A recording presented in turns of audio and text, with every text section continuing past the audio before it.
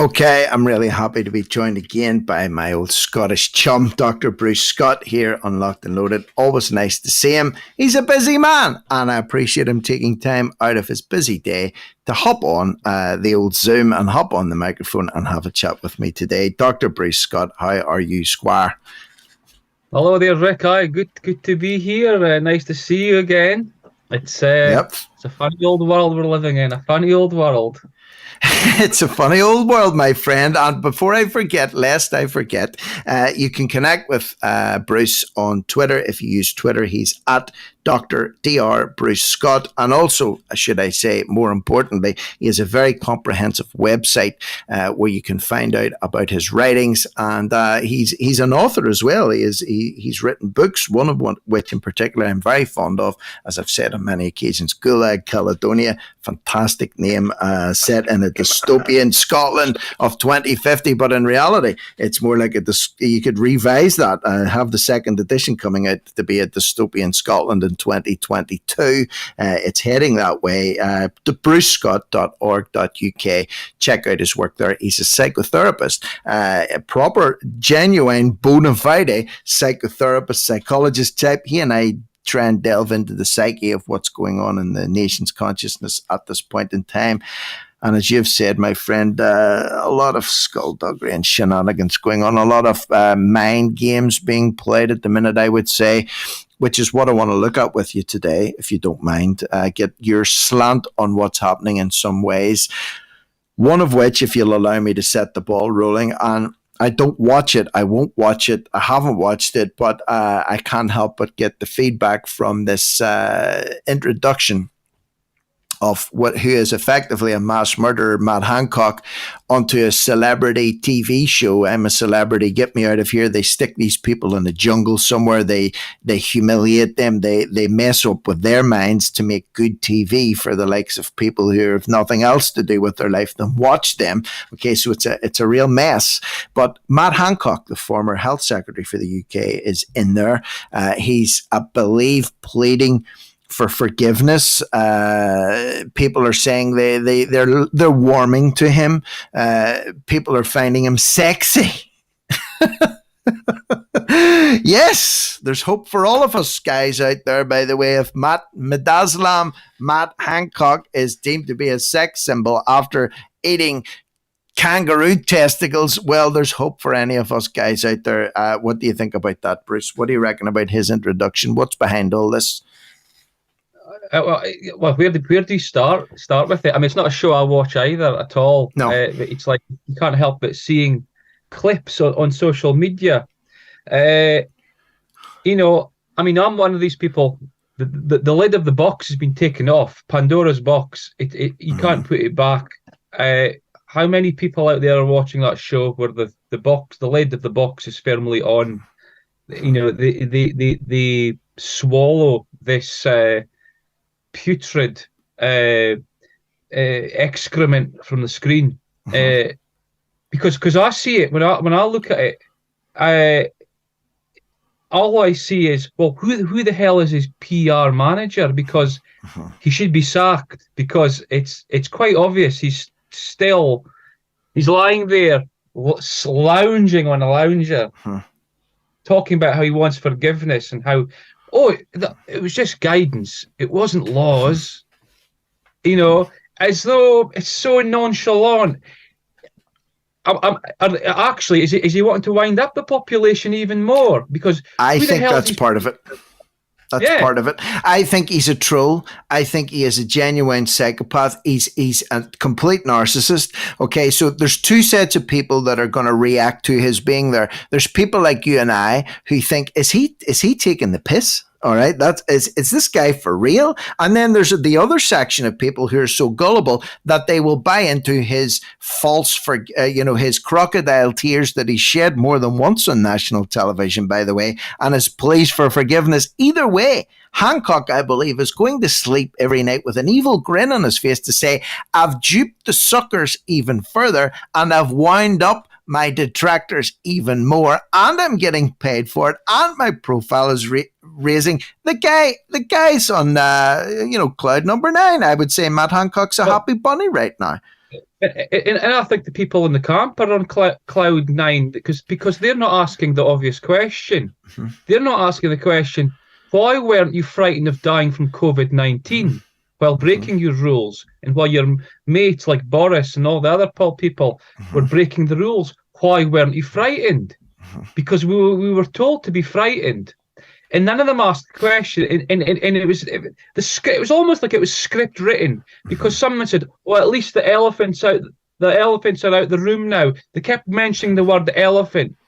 The elephant is still firmly in the room, and I reckon a lot of these they're just actors in there deliberately to play a role. It's just an acting role. I mean, even like people like Nicola Sturgeon, there was a clip of her getting her vaccine. Flu and COVID vaccine, and she was urging people to get it and wear masks indoors while speaking without a mask on indoors. But she started the segment with her tongue in her cheek. These little things are deliberate. Hancock lying on a sun lounger, smiling. This is deliberate. They, on one hand, they infuriate us. You know, they try to make us infuriated with what they're doing. So we can get away with this because these evil people. If you look at it, the evil roots of what's going on, they have to tell you what they're doing, and they're getting great pleasure of what they're doing. I think you're right. And nothing that you're seeing on those screens, if you're watching those shows, I mean, like every set, every location, every guest, they're all there for a reason. And all these trials and tribulations that they go through are for a reason. I want to break that down because that's something I became aware of, not from watching it, but by reading about it from a psychology point of view. You know, the construction of Big Brother houses and who they put in and how they profile the people that go in to create maybe conflict and tension or will pull on the nation's heartstrings. It's all engineered and it's all for a reason. So we're going to delve into this construction, this constructed, how would you say, pantomime that's going on in this jungle. I'm a Celebrity in a little bit more detail when we come back after the news here on TNT. Don't go away. We'll be back in 1 minute. Matt Boyland here with a look at your TNT headlines. Poland has placed its military on high alert. It has called an emergency meeting of NATO nations under Article 4 of the Western Alliance after 2 missiles fired in Ukraine landed in its territory. Iran has strongly condemned sanctions imposed by the EU and the UK over its alleged crackdown on human rights and has vowed to introduce a proportional response to the unilateral action. And Donald Trump has confirmed he is running for president again in 2024. For all the latest community events, rallies, marches, festivals, and fundraisers happening near you, visit the What's On Events calendar on the TNT Radio website at tntradio.live. Stay in touch on TNT Radio. Okay, Bruce, we have a character here that we're discussing in the shape and form of Matt Hancock, who some people think he did his best for the British people over the last 2 to 3 years, and he was in a difficult job. And they seem to be glossing over the fact that, you know, he discharged tens of thousands of elderly people into nursing homes, effectively signing their death warrants, doping them up with midazolam or respiratory suppressant, and on and on and on it goes. And all the corruption, the cronyism that was going on with his buddies getting PPE contracts. The list is the length of your arm. He disappears away out of the public eye for a while, and then he's back. And by the way, he's also allegedly raising money and awareness for dyslexia charities. That's his chosen charity of choice for doing this. He's in the jungle or wherever it is they're filming. Some people are giving him stick. Other people are warming to him. They said, you know, he's not that bad, really. You know, is this environment that he's been placed into, you know, how these people that go in there, they have to do degrading things. They have to, you know, eat degrading things. Some of them have breakdowns and meltdowns. They cry. They have nervous breakdowns. Is this all to garner sympathy for effectively somebody that I can see being reintroduced back into the public eye again after this? I think this is a PR exercise to get him back into the public conscious. Yes, I think it probably will. And I think he's being used as a crash test dummy to see what the public's reaction will be, because more and more of the terrible things that have occurred, the corrupt things that have occurred are coming out in the damage of the vaccine and the harmful nature of the lockdowns coming out. They're gauging what the unquestioning public's opinion is, and whether they'll take the narrative from here. I think it's a carefully orchestrated research exercise.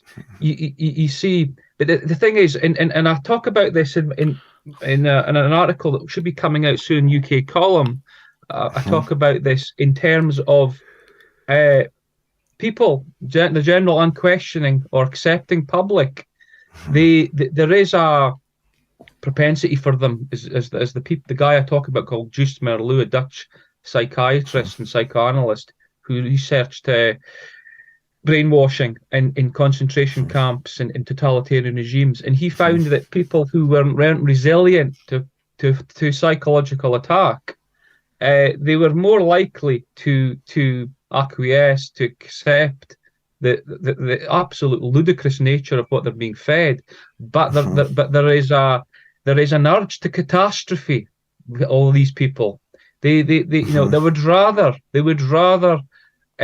rush towards the death and the enemy than face the terrible actual reality of what we're actually facing. And what we're actually facing is an attack on our own population from people in government who don't have our best, I'm putting it lightly, don't have our best interests at heart. And so they're probably very likely to forgive him. And then that'll be the next thing that'll be in the social media. If you attack Hancock, he asked for forgiveness. Well, he's asking for forgiveness from the wrong person. Let's just put it that way. I don't know who he's asking for forgiveness for. I don't know who his God is. But he should be going there first and foremost. At the end of the day, if he's from a so-called Christian country, and I don't know if he has any. Well, I very much doubt that he has any faith. He certainly isn't showing any fruits of the Spirit, put it like that.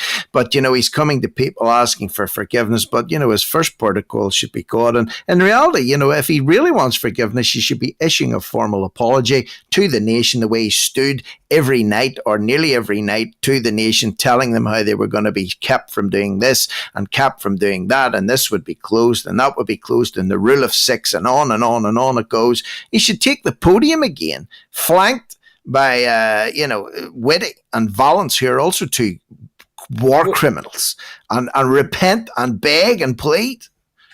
Well, I think actually he should be in a court of law, because I discussed this again in my upcoming article. As they be found in concentration camps and totalitarian regimes in the past, in history, people who are separated, who are isolated, etc., are far more likely to give up and die. And a lot of the policies that were implemented in COVID, by separating elderly people from their families and not letting them visit, and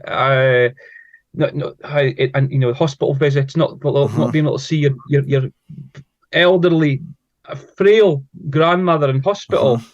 It's quite. If you just look at any sort of standard psychology book on the topic, the difference between life and death for many people in that situation is the voice, touch, hug of a family member or a loved one. To prevent that, it could be the difference between life and death.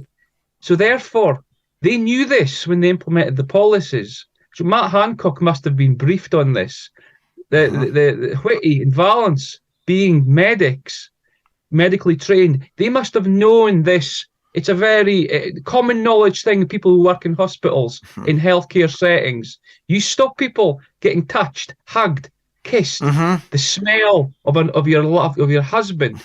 You stop that, you kill them. And they knew this. So it's not a case of forgiveness. It's a case of, I would say, criminal investigation. Yeah, Yeah. you make a very good point about the hospital visits being restricted and the isolation. And whenever I first started doing this show back in January this year, one of the earliest guests I ever had on was a lady. I'm going to have to get her back on again. Actually, she was an ICU nurse for about 40 odd years. She was a teaching nurse. And one of the things that she said back and then, and it's stuck with me ever since, she said, listen, if you're in intensive care, you might be on a ventilator, you might be getting saline, or you might be getting drips in, and we're giving you antibiotics, and you might be getting operated on, and so on. It's very intensive care to keep you alive. She said to me, the biggest factor to your recovery or to exit an ICU is a visit from a family member where they can put their skin on your skin. That has more medicinal benefit to a critically ill patient than any single medical intervention, as crazy as that may sound. So although the machines, etc., may be literally keeping someone alive, and the drugs that are being pumped into them may be keeping them alive, in some cases, depending on who's administering the drugs, the touch and the contact and the sound of the voice or the smell of a loved one or a family member will be the biggest determining factor to getting you or I out of an intensive care situation. And that was stopped, Bruce, and that in and of itself. And the doctors would have known that, and the ICU staff would have known that, and they remained silent on it. They were also complicit in this whole charade. Yeah. It's quite clear they know very well these policies were death-inducing, essentially. They knew that all these social distancing laws, masks, etc., these have been used to soften us up for what they are planning is the digital revolution. There's an event that's on Scottish digital identity. People who follow Twitter, they see some of my tweets about it, and I've registered to go to it this afternoon on the line.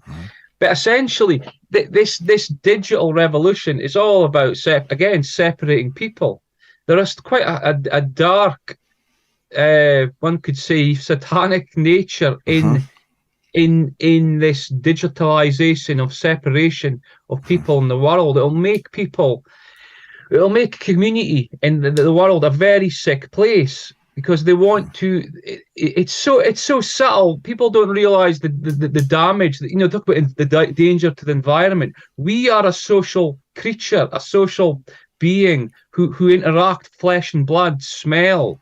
Every aspect of this digitization of the world and the new world order, the Great Reset, is about breaking that down. Making us into, the whole LGBT trans sex education thing in schools is to make us purely, we're just built for orgasmic pleasure, and we, and that's it. Of course, we all know that love and reproduction and being with other human beings much more than that. But they're attacking the very subtle fundamentals which we are slowly being separated from. And I think it's quite sinister. It's quite sinister, because you end up, it's not, our basic humanity is being nudged into a transhumanity, post-humanity. It's so dark. It is the destruction of the fundamentals of Rosa Cord, the woman who wrote about Agenda 2030, she talked about it in terms of every aspect of our lives: water, air, social gathering, school, education, therapy, health. Everything is monitored and tagged. This is not the way of humanity. We're an organic, fluid, social being. creature. Yeah, that's right. And, even the fact that, going back, and I want to pick up on, you touched on the digital side of things. I want to look at that with you. We've got a short break coming up. When we come off the back of that, I want to run up to the end of the show talking about the digitization, or the push towards digitization, specifically in Scotland. There seems to be a real push on there in Scotland at the minute. But before we do that, this business of contact as well, the flip side to restricting contact with loved ones ones or ill people or very ill people in hospital is we didn't get to see what was happening behind those closed doors because access was restricted, and that in and of itself, I believe, was abused. There was a lot of DNR, do not resuscitate notices placed above patients' heads, and in some cases there were people with learning difficulties or disabilities. That was enough to get a DNR notice slapped above their head. If the person was unconscious, if the person was on a ventilator or receiving some kind of intervention to keep them alive and they took a bad turn, they had a DNR notice, they would be left to die. If you're not in there visiting your mother, your father, your brother, your sister, your wife, your child, you're not going to see that. And next thing you're being told, sorry, Dr. Scott, your wife has just passed away. What? She was okay. Well, and then you find out maybe after the event there was a DNR notice above her head. What are you going to do about it? It's too late at that point. It was just open and ripe for abuse. And boy, did they abuse that system when it was in place. It's scary. Actually, it's like we're living in One Flew Over a Cuckoo's Nest, really, at the minute. We're like the Randall McMurphys of this world at the moment, and there's plenty of Nurse Ratchets out there. Yeah, it's incredible, because what I'm discussing, I think, and how I'm thinking about this is that people are becoming dehumanized. And whether they're aware of the way they're treating each other, the way they're treating themselves, is they're being extricated from their very kind of essence of who they are, their authenticity. And in some ways, this is a glorious time to be alive because people who are waking up to this are feeling invigorated. It's a scary time. But to confront it, I think, we have to realise, there's no easy answers. There's no saviours here. Basically, we have to realise that we're under attack. And I don't, that people say, you're over dramatic. Well, I don't think it is when you've got government basically condemning people to death with their policies. And so we have to realise that this is the case. And, like in previous totalitarian regimes, the people who survived were the people who were accepting of death. This is the last day they're going to be alive. That was a good thing. It was a good thing to be resilient to, and at the end of the day, we're at a point where we're going to have to plant trees for the future to shade from the hot burning sun. But we may not be alive to see it. But this is for our children and grandchildren.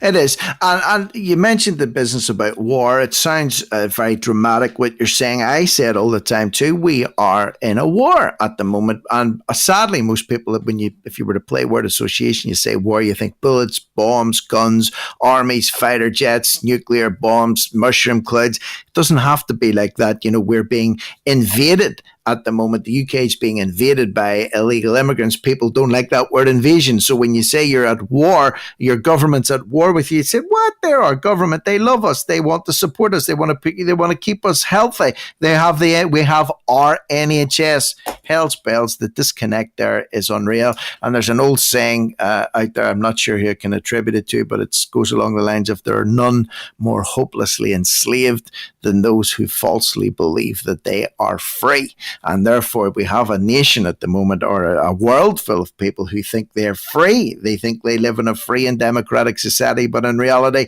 they're not. And as long as you have that mindset that you're a free man, you're never going to accept that you're a slave or that you're oppressed or that war is being waged against you. So our job, my friend, as we're trying to do on a daily, you're doing it in your neck of the woods, I'm doing it here, we're doing it in TNT, is to try and just get people to just accept the fact that we're under assault and we need to take action or we're going to lose our heads maybe. So we've got to take a real quick break. When we come back, I want to look at this digitization thing, this push towards digital IDs in Scotland and some of the more sort of far-reaching effects if that is successful in being implemented. So listeners, don't go away. I'll be back in 2 minutes. Stay tuned. Why should climate activists have all the fun? I went to Egypt to the UN summit and glued myself at a museum in a climate protest. From Washington, D.C., this is the Morano Minute with your host, TNT Radio's Mark Morano. CFAC's Craig Rucker and I went to an Egyptian museum and fake glued ourselves. Here is the report. CFAC is here at the COP27 conference in Egypt. We're inspired by the Just Stop Oil protests, and we're going to stage something similar of our own. Yes, we've had enough with this billionaire-funded, Hollywood-funded, just say no to oil campaigns. Our message is the opposite. Just say no to governments trying to solve climate change. It's the greatest threat to humanity. Yes, then we proceeded to fake superglue ourselves to the museum. This is all on video. No net zero. No green energy mandates. No net zero. We were then unceremoniously evicted from the museum and even went as far as to fake handcuff ourselves by putting our hands behind our back the same way Ocasio-Cortez AOC has done at other protests. Yes, it's time to protest the net zero agenda. This is Mark Morano for TNT Radio, the Morano Minute. Hi Australia. There's never been a better time to check up on your health. We have a world-class healthcare system that's easy to access, even when you can't be there in person. Telehealth enables you to catch up with your GP or health professional, and the Australian government has now made it permanently available through Medicare. Show your health some love, face-to-face, by phone or video call. Care for your health. Find out more at australia.gov.au. Authorised by the Australian Government, Canberra. A cashless society means zero cash. No car boot sales, no markets, no tooth fairy or piggy banks, no saving cash for a rainy day, no buying anything with privacy. Digital currency means every cent you receive will be recorded and every transaction tracked. Lighting the fuse for freedom. TNT Radio. Okay, I want to look at something that I think you're very passionate about at the minute, and certainly you've been putting up a lot of information about it on your Twitter feed at Dr. Dr. Bruce Scott, SCOTT, talking about the digitisation of Scotland. Some of the tweets that you've been putting up, for example, and just let me reference some of them, highlight the transformation of public services to realise the opportunities of digital ways of working. There's no questions of opting out. Also, you put in about what is digital inclusion for Scotland, and also a green digital Scotland. They want to create a green digital Scotland, digital IDs coming in. It seems to be old Nippy Sturgeon or Nicola seems to have got the digital bug well and truly under her skin. Is she going to go hell for leather with this push, do you think? Well, there's an event on today, Scottish Digital Nation. I don't know, can't remember exact, but you'll find it on my Twitter. But there's a document that it's linked to called "A Changing Nation: How Scotland Will Thrive in a Digital Nation," and it is the most horrific. I've only just got downloaded it this morning, but you know, there's no one mention of consent to this in this document at all, and there's also a section about COVID disinformation and targeting children to combat misleading information about the pandemic. So in their eyes, this digitisation of Scotland, the COVID threat is still very much a thing that needs to be part and package of the future. This is so COVID is not off the shelf. And it links to a document, a UNICEF document, United Nations document about fake news and disinformation. So they're obviously, you know whose side they're on. They're not on the side of people like me or medical people or scientists who are questioning it. But they keep mentioning there's lots of references to no one will be left behind. And a lot of references to data-driven. This is all data-driven. Now, of course, the data they want is our data. It's our data. Now, they have to get our data. They have to get our consent to data. And more in the last 20 years, because of online sort of working and online banking, etc., and online applications, driving licenses and passports and all that. So much has gone on behind the scenes of taking our data already and selling it on. I mean, I got a letter from the DVLA in the UK about my car. It was about something, and basically they'd sent my information onto a private debt collecting agency, and because there was a problem with my address. They didn't have my address, supposedly. Yes. But of course, they wrote to me to tell me they'd sent it on to my address. So they had my address. So I got in touch with this private debt company, and they've got to keep my information for 7 years. I said, I want my information deleted. So this is going on all the time. And this is the nature of it, is that ordinary people have jobs, work, and lives, and children, etc. And we have to try and combat this. And it's a total bureaucratic machine. These people are doing it full time. We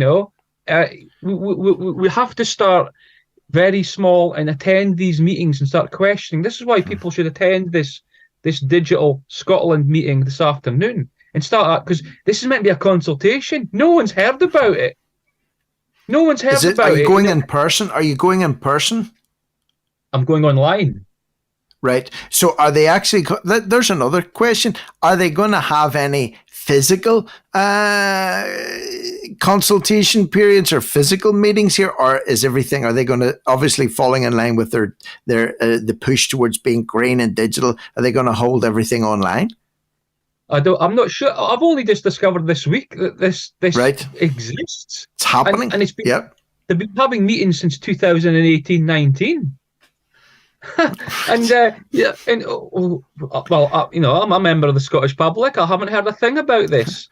It's like Belfast. Belfast's allegedly a WEF smart city and has been for at least 2 years, and nobody has any clue that that's even the case unless you really dig deep. Klaus Schwab and his cronies and the young globalist World Economic Forum leaders having conferences here in Belfast. Nothing was ever made of it, or the fact that the Belfast City Council had signed us up to be a so-called smart city, or at least to enroll in the smart city program. That was never put out to the public, or the people weren't made aware of that. It was just punted as being, hey, don't worry about it. It'll help you out. It'll make things easier for you. It's greener. It's better for the future. It's good for your kids. Just don't ask any questions about it. Let's just keep that one quiet. Yeah. So they keep bypassing consent and consultation. Yes. And I think it's extremely, the digital thing, that they're wanting everything online to access public services. They're like, make it easier. Well, I had to go to the hospital the other day, and they said, what's your address? What's your name? I spoke to the person. What's difficult about that? Yeah. They make out that there's a problem. But there's no problem.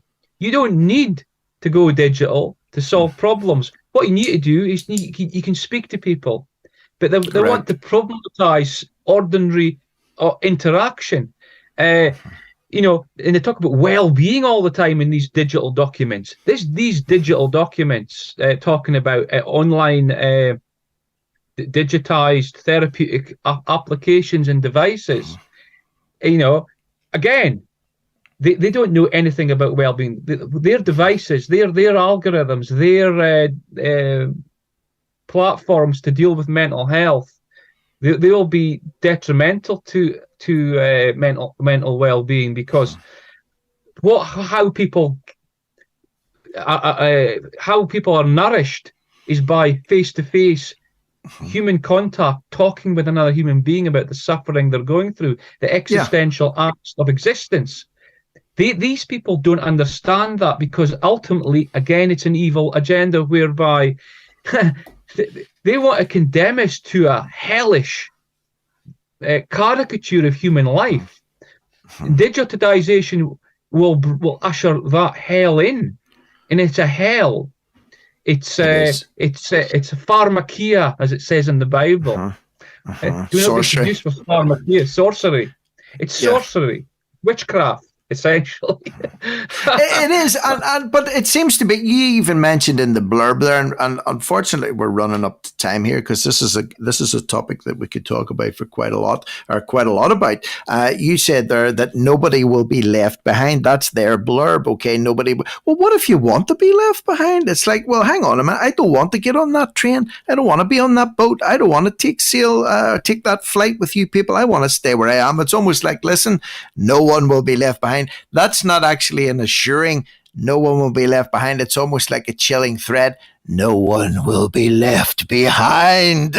That's the kind of delivery that I'm envisioning when I'm hearing that. And by the way, this push for digitization, digital ID, facial recognition, they were trying to pilot this in a lot of schools recently, whereby even children could pay for their lunch by, having their face scanned, facial recognition, checks attendance in classes, etc.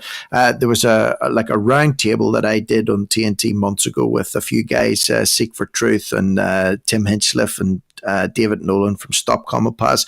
We were talking about the motives behind this, and one of the underlying things that they're trying to seed into people's consciousness is that you can use your body. You will become a payment method. Your hand will become a payment method. So it's linking you more tightly to the machine and to the regime. So for you, sir, thank you very much for taking the time to join me here today, because I do know you're studying and you're doing other things as well. You work and you've got a family. So thank you, Dr. Bruce Scott. Check him out, Dr. Bruce Scott on Twitter. It's great to see you again, by the way, and brucescott.org.uk, the website. Get on there, show him some love, support him, and buy Gulag Caledonia on California. That might be the follow-up for a loved family member this Christmas. Listen, everyone, thank you for listening in. Take care. Jeff, thank you very much. Bruce, thank you very much. Listeners, have a great day, evening, wherever you are. I'll be back tomorrow on TNT Radio.